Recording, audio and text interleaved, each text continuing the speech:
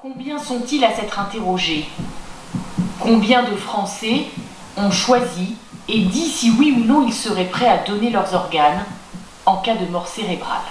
Bonjour, est-ce que vous auriez quelques minutes? Isabelle Lesage est dans la rue pour poser la question aux passants.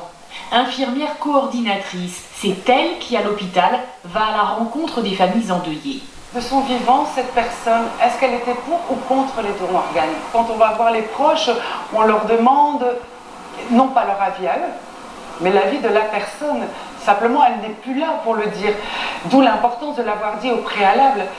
Quand on les interroge, 81% des Français se disent favorables au don d'organes. Mais moins de la moitié, 48%, ont évoqué le sujet avec leurs proches. Ce jour-là, à Roubaix, les infirmiers incitent les gens à prendre position.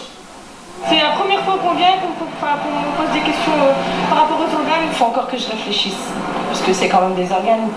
Donc c'est une partie de soi qu'on donne quand même. Michel Alipré n'avait pas non plus d'idée arrêtée avant ce drame il y a 13 ans.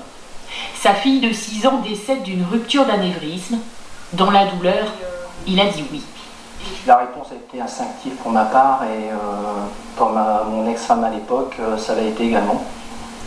Je pense que pour nous, c'était une évidence, certainement qu'on a dû penser à l'espace d'un instant qu'on aurait pu avoir besoin de ce don, on aurait pu être dans le cas opposé et qu'on aurait été content de trouver quelqu'un qui fasse ce geste en fait, de sauver notre enfant.